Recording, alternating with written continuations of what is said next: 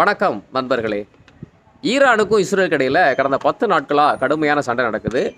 அதில் ஈரானுடைய முக்கியமான அணு சக்தி நிலையங்களை இஸ்ரேல் தாக்குது. ஆனால் அது அழிக்க முடியலை. அதனால் அமெரிக்கா நேரில் போரில் ஈடுபட்டு மிகப்பெரிய ஒரு அமெரிக்க விமானத்தை வச்சு பூமிக்கு அடியில் 90 மீட்டர் ஆழத்தில் இருக்கக்கூடிய அந்த ஈரானுடைய அணுசக்தி கோட்டைன்னு சொல்லக்கூடிய அந்த ஆயுத தொழிற்சாலையை அழிச்சிருக்குது.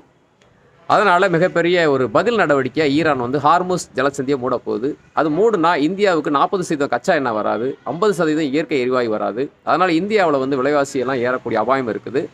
அது மட்டும் இல்லாமல் இந்த அமெரிக்கா தானே முன்னாடி போயிட்டு 2 நாட்டுக்கு இடையில் மூக்கு நுழைச்சி ஒரு நாட்டை எதிர்த்து சண்டை போடுறதுனால ரஷ்யா, சீனா, வடகொரியா மற்ற முஸ்லீம் நாடுகள்லாம் எதிர்ப்பு தெரிவிக்குது. அதனால் அமெரிக்காவுக்கும் உலக நாடுக்கும் எதிராக ஒரு மிகப்பெரிய போர் நடைபெறுமா அப்படின்றத பற்றி ஒரு முழுமையான வீடியோ போட்டிருக்கேன், பாருங்கள்.